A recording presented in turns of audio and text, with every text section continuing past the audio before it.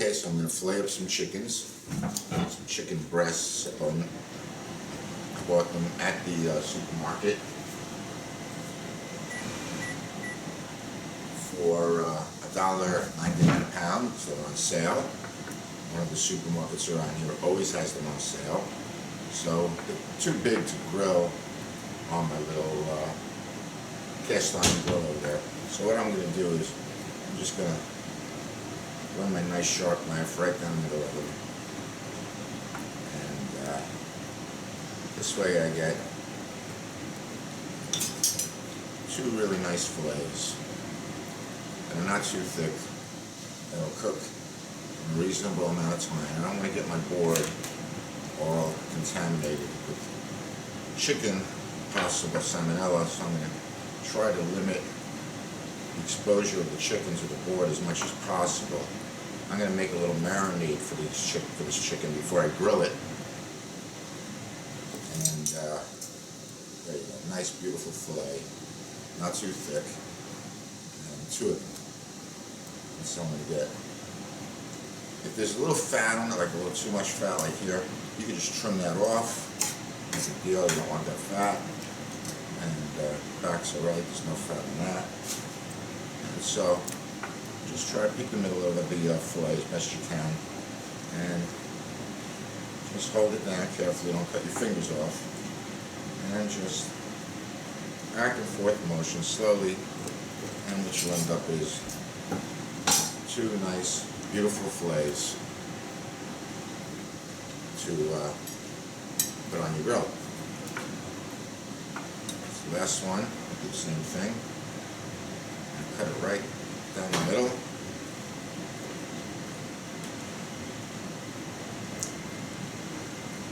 And now I've got two nice fillets that are equal, beautiful, ready to go. So in a couple of minutes I'm going to make the marinade for that. I'm not going to put any other uncooked food, I'm not going to put any other food on this board now, or this dish, until I've had a chance to really wipe it down and spray it with some kind of an antibacterial or some type of bleach-based product to make sure I kill any bacteria that might have got onto the board from the raw chicken. So I'm going to put this in my sink, because later on I am going to wipe that board down. I'll give it just a quick wipe right now, just so it's not wet.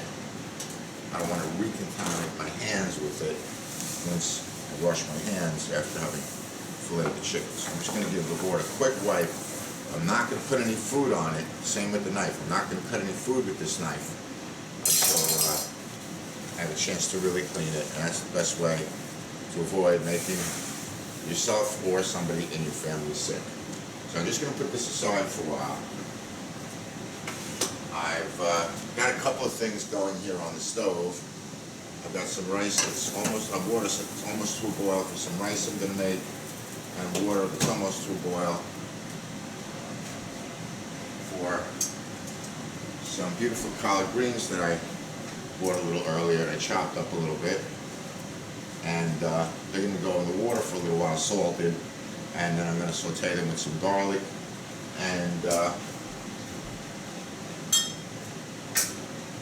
I'm going to add to that some of these smoked mussels that I hope will give it a really nice kind of tangy, smoky flavor, and that should work really well. So I'm going to put my mussels aside right now, and I just want to get this water ready for these other things I'm going to make. So this bigger pot has already been salted.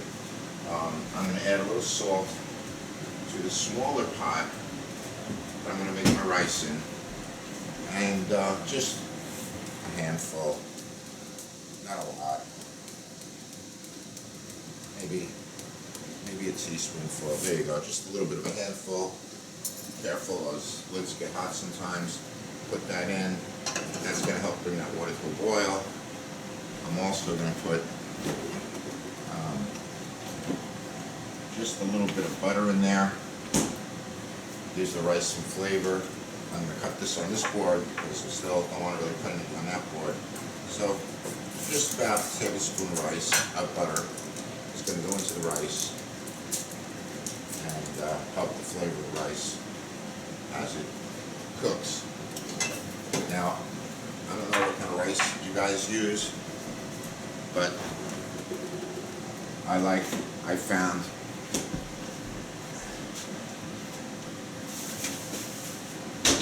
that I like to use this basmati rice. This particular one is made by Goya, and it's pretty expensive. If you buy this bag of rice, it's a 10-pound bag or something. It's over $20, so it's pretty expensive.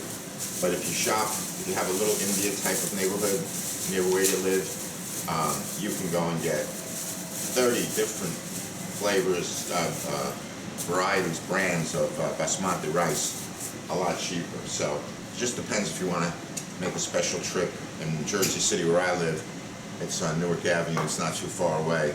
I was in one of those stores the other day, and I just didn't have time to ask one of the employees which of the basmati rice he really prefers. So hopefully you have yourself a little ladle like this, and a big enough measuring cup that you can ladle right into it. So I put about 2 cups of water in that pot earlier to boil. So this is about 1 cup. That's about 1 cup there. And I'm just going to give it a little tiny bit more, because like the pasta, I like the rice to be al dente, not mushy.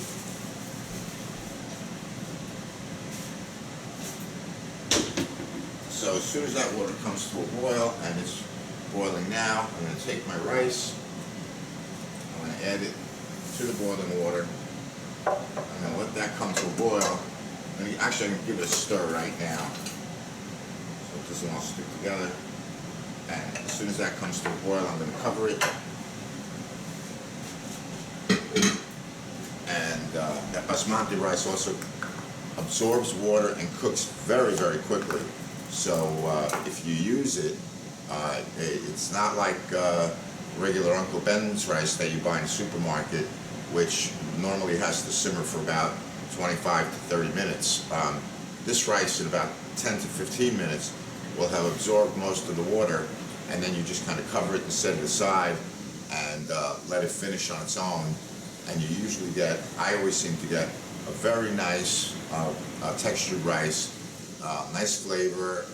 It doesn't stick together. Each of the individual rice kernels really separate nicely, and you can use it in a lot of different dishes. So unless I'm making, I want to use an Italian arborio rice, the Indian basmati rice is my favorite rice to use.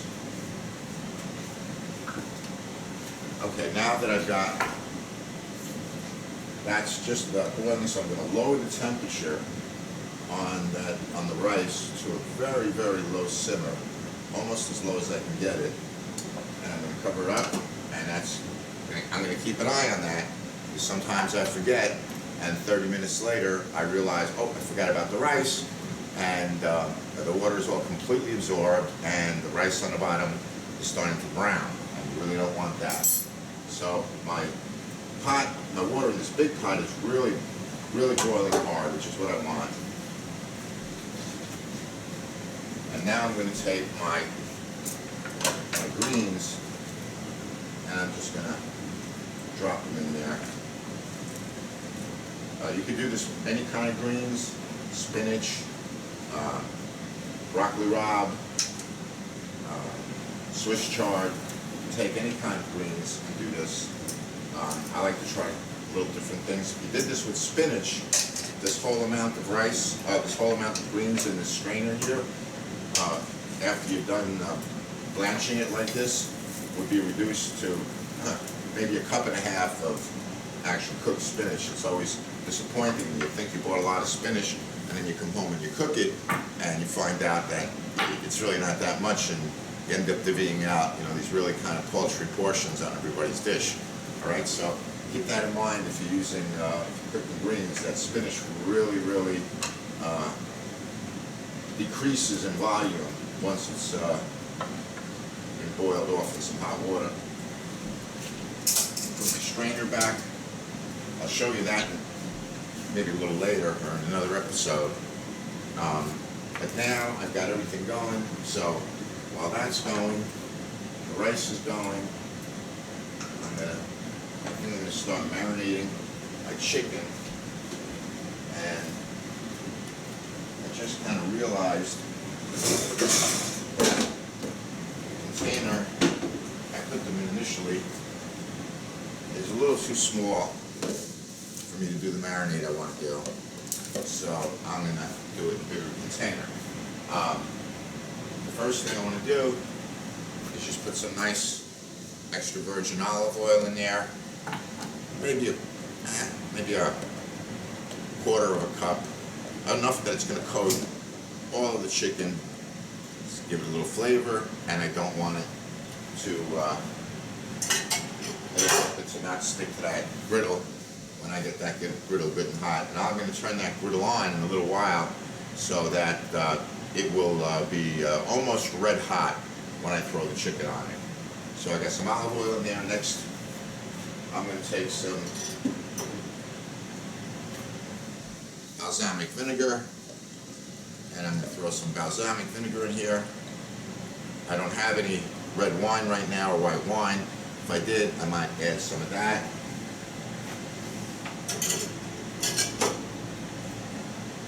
I am going to put some oregano.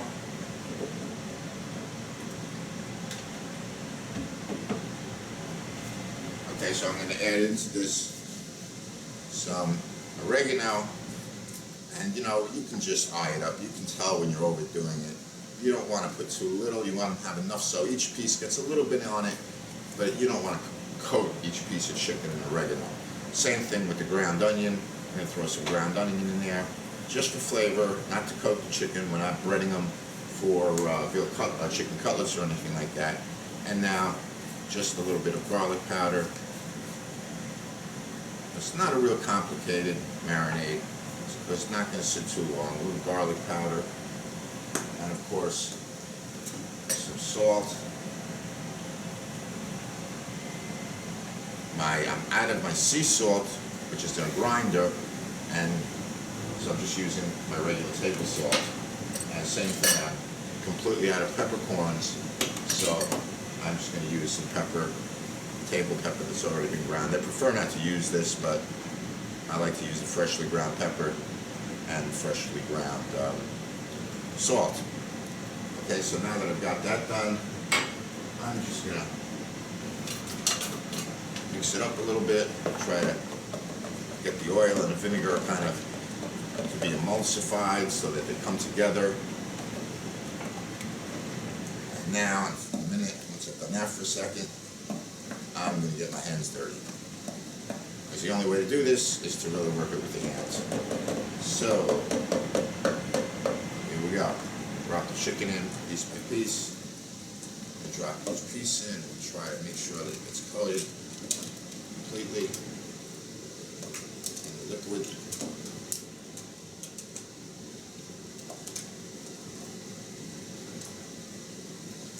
Turn the whole thing over a little bit. And just keep doing this until you've got all the chicken in there. And you know that each piece has got a good bath in this marinade. And this is just going to give the grilled chicken a nice flavor. Because you don't want to have raw chicken. I mean, you don't want to eat raw chicken, so when you cook this, you want to make sure it's cooked through, not overcooked so you're eating a piece of leather, but you want it to have some flavor. And the chicken on its own has some flavor, obviously. You can tell you're eating chicken, but it doesn't have as much flavor, let's say, as a well-marbled steak, because let's face it, what we're dealing with is a very lean, skinless chicken breast. So it's not like eating a wing or a thigh or a leg or a thigh, which does have some fat in the meat itself, which gives those cuts a little more flavor. This is a relatively bland cut, but low in fat. And for those of you who are worried about the intake of fat, it's a great option. So there, I feel good, feel happy that each piece of chicken has gotten a little workout and massage in the marinade. And Press it all down so it all stays in there. Try to keep my hands clean so it doesn't drop anything. And you can see that, that all the chicken is in there, nicely coated. And now I'm just going to put this aside over here and let it sit for a little while. Try to keep this board clean again, not putting any food on it, trying not to get a little careless sometimes. This has had raw chicken in it, so it's going to the dishwasher. That aside. And I'm going to check on my greens, and they're going to be ready in just about another minute. And I almost forgot about the rice. The rice is going to get turned off in just a second or so. I can still see bubbling water at the top, so it's not ready yet. When you can't see any bubbling water at the top, you know that this particular variety of rice is done.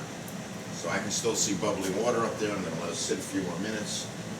In the meantime, I'm going to get my pan out.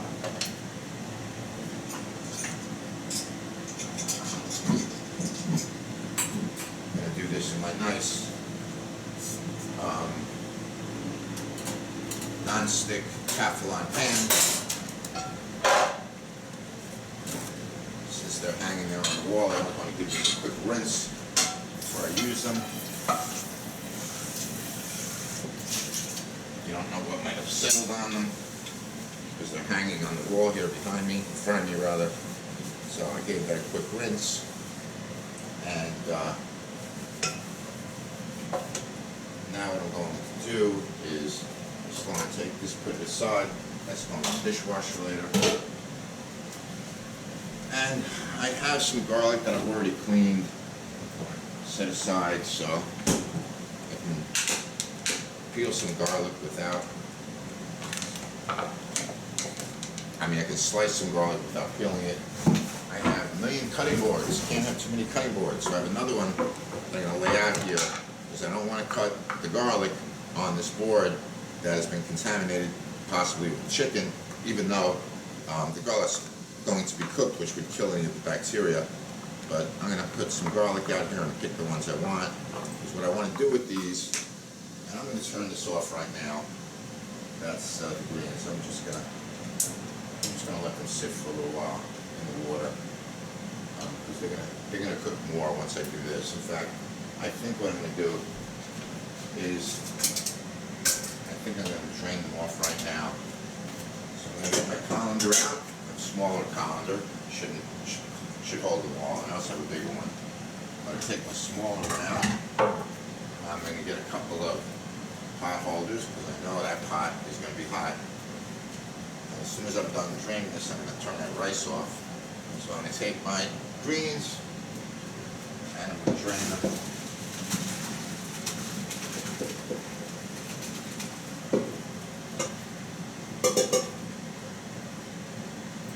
Colander, put my pot aside. I'm not going to rinse them or anything like that.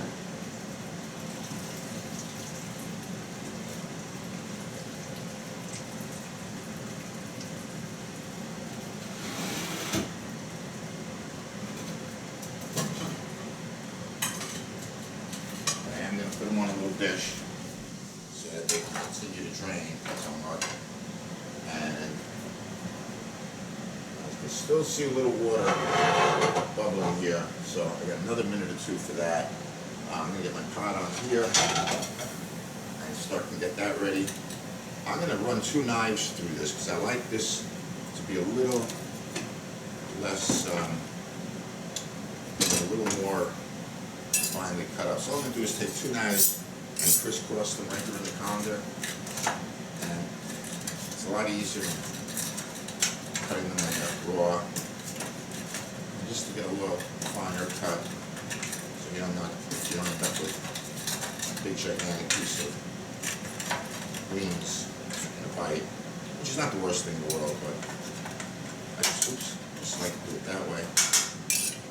Okay, so these are ready. Now I'm going to find my knife. large knife. Where are you hiding? There it is.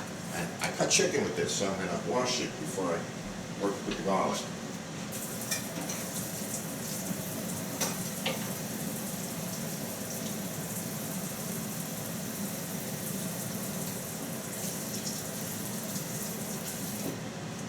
Okay, so I washed it with some disinfectant soap detergent, and just going to clean it. Looks nice and shiny and clean. And I'm going to turn my rice off now. Okay, I'm going to turn my rice off now and just take it and put it aside, and that can sit there for as long as I like. Now, garlic. I like to have slices of garlic, but I don't like the ends, so I kind of cut the ends off and leave them to the side. And then I cut them.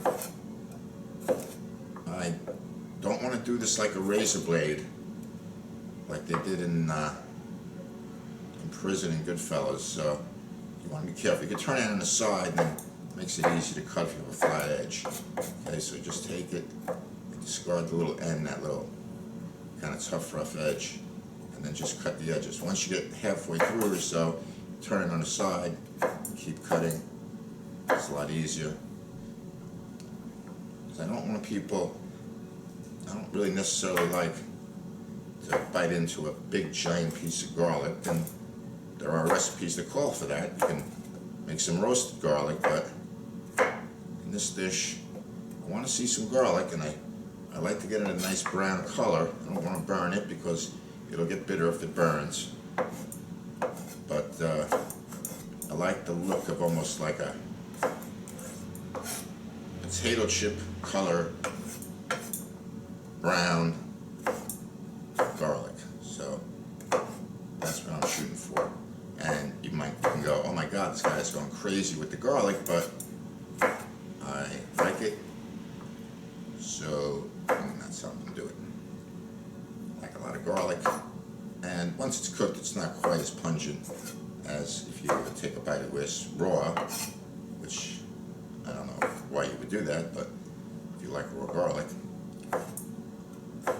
I guess you can, easy enough to get. Okay, so I'm getting through this. I think I've got almost enough.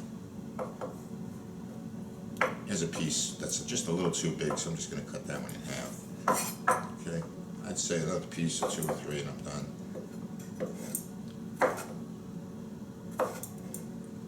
Now you could throw almost anything in a dish like this, along with the greens.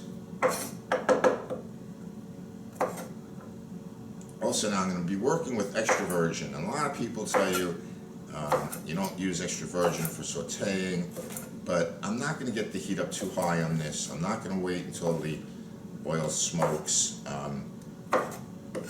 because it can lose some of its flavor if you if you overcook with it. So I'm just going to get it really hot, but not enough to burn the oil, just enough to get this beautiful garlic I've got here browned up a little bit. And I'll say one more piece, and that'll be it.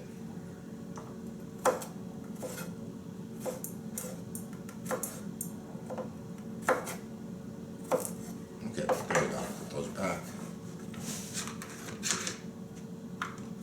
Okay. I've got garbage peeled right here. I'll just dump that into. And now I'm just going to I'll tell you a wonderful thing to have working in a kitchen with cutting boards.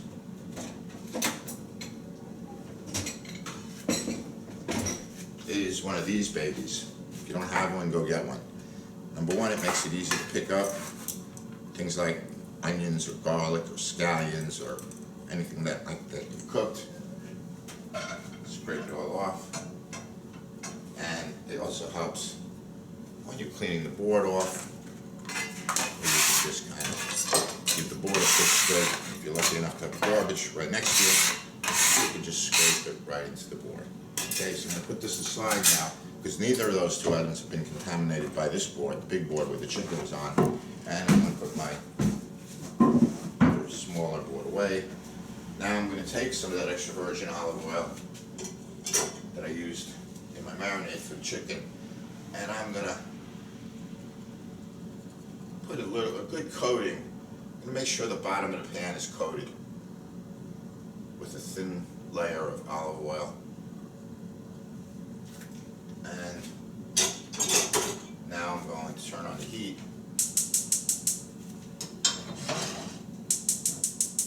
Wrong one. There you go. Initially, I'll put it up on a very high heat, but as soon as I see the heat coming up on this, I'm going to turn it down.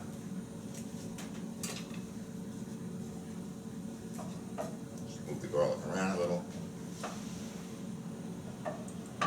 So just about now, because this is not going to take long at all, I'm going to take my cast iron frying pan, which I use a lot, you'll see a lot. I'm going to put it aside, and I'm going to put my rice aside, because I'm going to start getting this griddle hot. So I'm going to turn both burners on high, and I'm going to leave it there for a good 15-20 minutes. In the meanwhile, I have a little espresso machine over here that I'll show you later, and I think I'll just have a little quick cup of coffee while I'm waiting for that oil to come up to heat.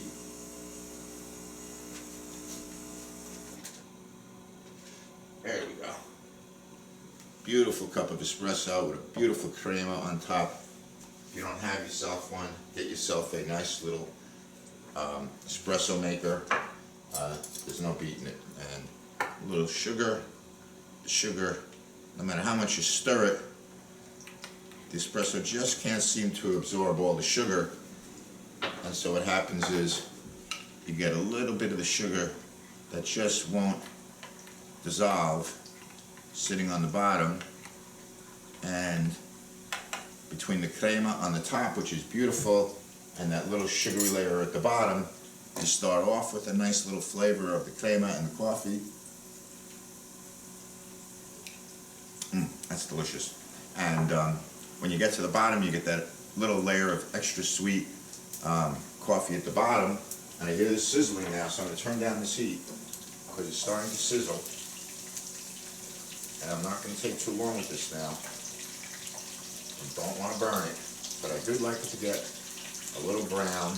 That not only creates the color and texture of the garlic that I want, what it also does is it infuses the oil with the flavor of the garlic. So this is really coming along nice.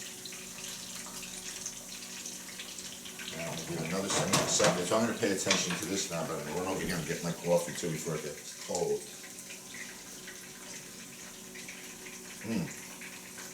Boy, that is good.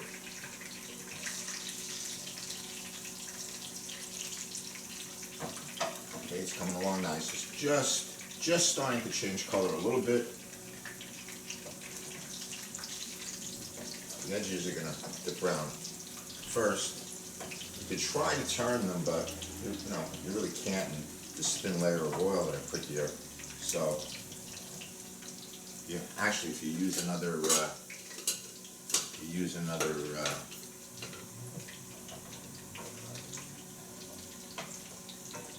ladle or spoon or spatula, you can manage to get some of them turned over. And that's it. They're just about there. They're just about there. I'm going to take another sip of coffee.